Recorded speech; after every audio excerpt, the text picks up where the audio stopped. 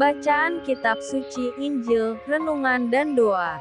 Kamis, tanggal 11 Januari tahun 2024. Aku mau. Jadilah engkau tahir.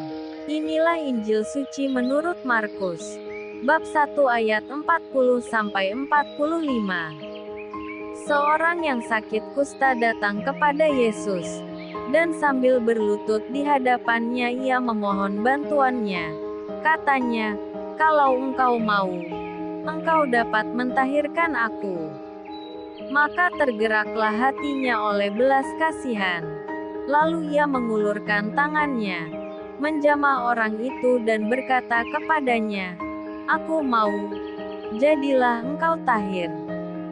Seketika itu juga lenyaplah penyakit kusta orang itu, dan ia menjadi tahir. Segera ia menyuruh orang itu pergi dengan peringatan keras.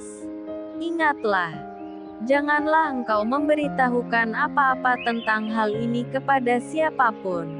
Tetapi pergilah, perlihatkanlah dirimu kepada imam dan persembahkanlah untuk pentahiranmu persembahan yang diperintahkan oleh Musa, sebagai bukti bagi mereka."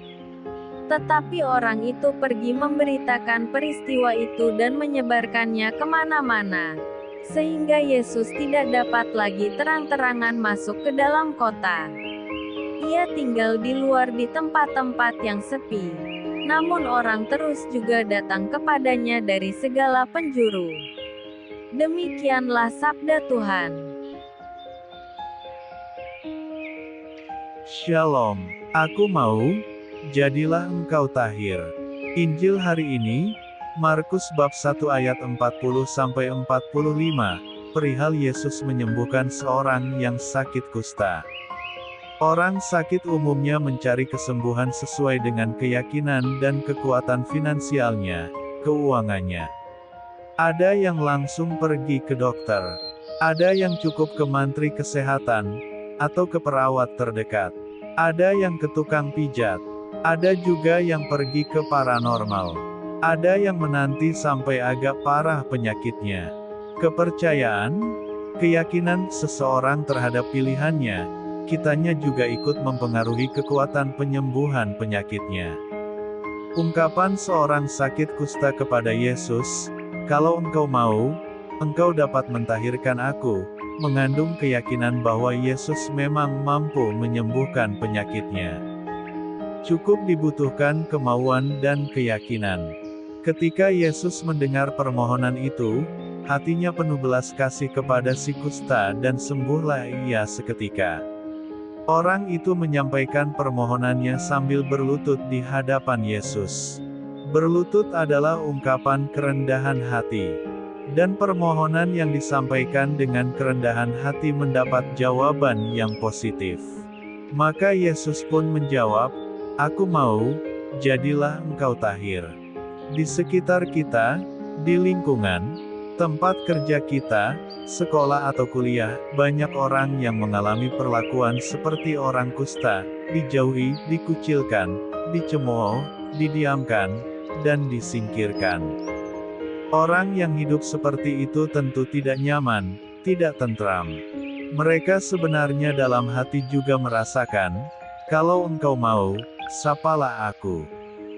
Cukup kemauan dari kita, maka banyak orang bisa kita sembuhkan. Marilah kita membuka mata dan hati kita terhadap orang-orang di sekitar kita. Mungkin orang-orang itu adalah istri atau suami kita, mungkin juga anak-anak kita yang sudah lama tidak mendapat perhatian dan sentuhan hati secara khusus. Bisa juga orang kusta itu adalah orang tua kita, teman sekomunitas, sepanggilan, sekantor, seperjalanan, dan sebagainya. Kalau kita tidak tuli, tentu permohonan orang kusta dalam perikop Injil hari ini dapat kita lakukan. Sapaan kita kepada mereka yang sakit kusta dapat dirasakan sebagai sapaan kasih Tuhan sendiri, bila disertai dengan hati dan kemauan.